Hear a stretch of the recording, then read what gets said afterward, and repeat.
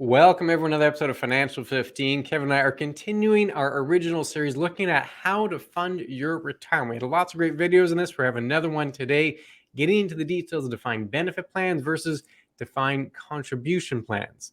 Lots of great information. You want to stick around.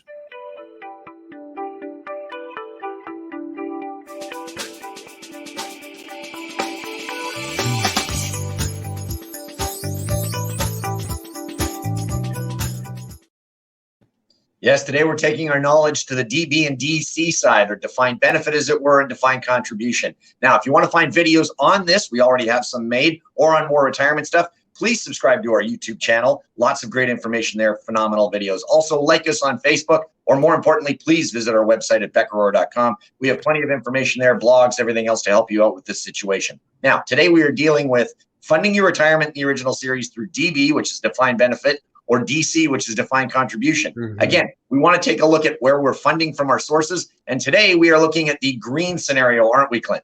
That's right. We're getting into the green box there. A reminder, we go through this in all the videos of this series, kind of two big questions that kind of guide this. One is, where's the money coming from? And then two is, how much do you need? Where is the money coming from? Well, that's the green, the orange, and the purple boxes there. How much do you need is going to be the yellow circle. We've talked about the other ones, the purple, the orange. Today we're diving in to those employer-provided pensions. But a reminder there, Kevin, that second question, how much do you need?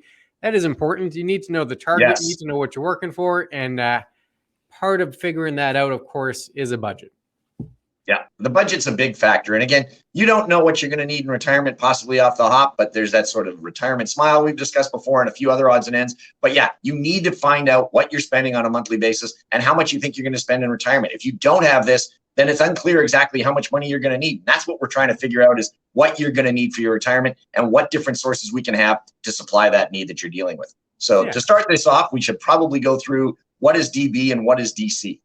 Absolutely. And that's where we're going to start. We're going to go through each of them and then see how we can use them to help fund the retirement. Starting off with a defined benefit pension plan. There's not a lot of these anymore in Canada, or really just in general North America. They're fewer and farther between, largely in the public sector. But if you have one, you pretty much have a guaranteed income for the rest of your life. Now, both you and the employer are going to pay into this plan. You don't have to manage it, though. It's all done by the employer. They've got a pension team that looks after all of that. So you're not making the investment decisions. You're really not taking that risk. There's a preset formula, usually a combination of years of service plus your income. Sometimes you hear about a best 5. That would be part of a formula in this set. And that'll determine how much money you get when you retire. You'll get a percentage of your income for the rest of your life as part of this DB plan. That's the first set here, Kevin. I'll flip it over. What are the second points here? Yeah, some of the other ones is having an idea how much pension will be. And as we mentioned with this defined benefit portion, we know how much you contribute and we know what you're getting at the end. So the entire difference is made up by the company that you're working for or the government institution. That's why these are not as popular anymore, just because of the amount that could be there. And often these pensions are protected against inflation. So a lot of them will have a COLA clause or a cost of living allowance. Now, the spouse might be eligible for survivor benefits as well, whether that's lifetime, whether that's 5-year, 10-year, 15-year guarantees. A lot of these are incorporated into there. Now, the pension provider, as we just mentioned, though, that's why there's not as many of these around. They take on the risk. They know that they have to provide a certain amount. So that makes them have to look at how they're going to plan this going forward. And payments can come as early as the age of 55 if you want to start taking them early, and you can get full benefits at that sort of a scenario.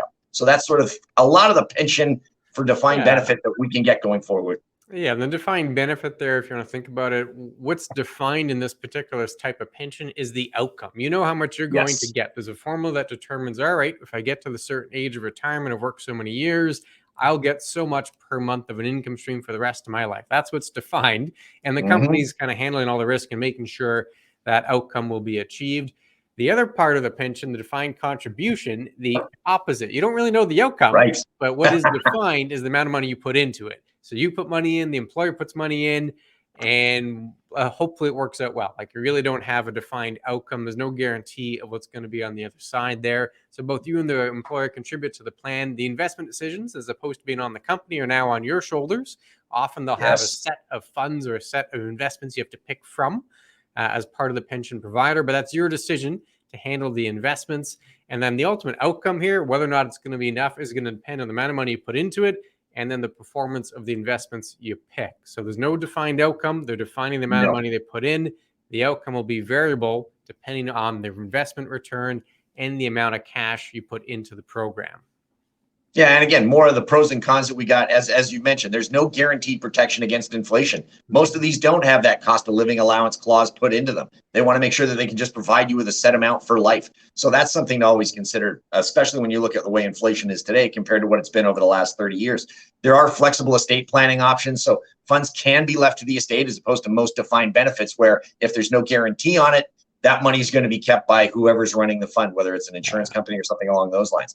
You, the employee, of course, this time, as opposed to the company, take on more risk because you know what you contribute, you know what they contribute. But as Clint mentioned, we do not know what that final income is going to be. And payments considered pension income after 65, depending on how they're going on. So it could be in a form of a group RSP, an employee share purchase plan, but there's a lot of different nuances between the contribution plan and between what you've got in the defined benefit scenario. So these are important to know. If you have a pension plan, what kind is it, so that you can start making the necessary decisions that you need for how we're going to plan your retirement going forward. Yeah, because they're very different when you talk about retirement planning. One has a guarantee, so you have a very good idea of what the income is going to be, and you could work that around in your retirement. This one, you're going to have to make some assumptions, right? So very different sets of pension and different ways to incorporate it into your retirement plan. A couple of stats here just to help out to determine what kind of plan is more prevalent, which one you're more likely to have. And this is from Statistics Canada. It was released January 1st, 2020. Most up-to-date stats I could find. And it was for the 2019 year, which makes sense. The pandemic kind of threw the whole stats gathering process into array. But 37.1% of all paid workers had a registered pension plan in 2019, which makes some sense because self-employed folks won't have a registered plan. Part-time folks tend not to have plans. So roughly 37% of registered workers have a plan. Of those, 4.3 million Canadians have a defined benefit plan. And you can see a smaller number there, Kevin, 1.2 million have a defined contribution plan. But there are some key differences here about the sector that's providing those pensions. Yeah, you'll find that most defined contribution plans are in the private sector. I mean, beforehand, if we go back maybe 40 years, you had more of an equalization. But nowadays, what you're finding is that a lot of these companies, they want to know exactly what their contributions are. So they've moved to more of a defined contribution plan so they can plan what their expenses are going forward. Government still tends to have more of that public sector defined benefit plan as it uses government money to be able to deal with that. So as we say, the number of members in DB plans continue to fall, especially in the private sector, and we're down again in 2019. Then, of course, there is an option where you get a few hybrids, and less than 1 million Canadians are working on that, where maybe you have something that has a guarantee going forward. Then you've got a savings plan or something else beyond that one that's incorporated so that you get some sort of a pension play at the end of the day. Yeah, and there's lots of spin-offs of here. There's more than just those 2 or 3 big categories. There's lots of little nuances, but in general, those are the statistics for the pensions in Canada. And if you're going to be using this to fund your retirement, incorporate it into your retirement plan, a couple things to start with.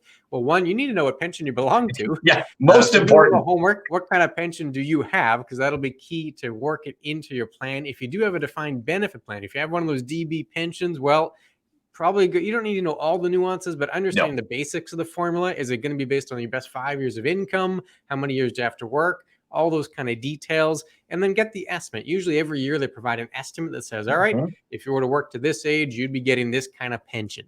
So understanding the formula, getting those estimates, that'd be key to working this into your retirement plan, helping fund retirement. And if you have a defined contribution plan, Kevin, a few tips there as well. Well, exactly. The biggest factor is to find out how much the employer is contributing. Are they matching dollar for dollar? Are they giving you 50% of what goes in? You want to make sure that whatever that formula is that they have, you want to max it out, put in the maximum amount so you can get the maximum of employer benefit contributed to you. Because again, as we've mentioned at the end of the day, we don't know what that total amount's going to be. The more money you put in, the better off your odds are that you're going to be able to supply what you need when it comes to that retirement timeframe. Yeah, absolutely. So in the defined contribution plan, part of your overall plan, you're going to have to make some assumptions, make some projections. Same thing here, but whatever you can get from the employer, of course, max that out. That's going to be helpful to fund your retirement, every extra dollar you can get in there. And then a few tips. If you're already retired, the difference between these pensions, it matters. And it matters in a couple of areas. One is income splitting. We've done a whole video on income splitting. It's a great way to save tax if you're in retirement. But what counts as pension income? Because pension income is what's allowed to be split. If you have a defined benefit plan, money received from a defined benefit plan after the age of 55, it counts as pension income. You can split it. Yep. If you don't, and you're using, let's say, a RIF or an RSP or a registered pension plan as part of a DC plan, you have to be after the age of 65. So a 10-year gap there in terms of what qualifies for pension income and what can be allowed to use income splitting. So that's a key difference here. DB plan, fantastic. Use it as early as 55. DC, likely you're going to have to wait to 65 before you can start using this tax tool. So that's right. And then related to that, Kevin, is going to be the pension income tax credit. Yeah, to make sure that you can apply for that so that you can utilize the benefit that the government's going to give you by giving you this tax credit going forward on a yearly basis. That's always something that you want to maximize out if you can, because again, that helps you in the long run with what your pension income is going to be down the road and what you can claim as deductions going forward. Again, all these points are important, but it's also important to make sure that you have a plan.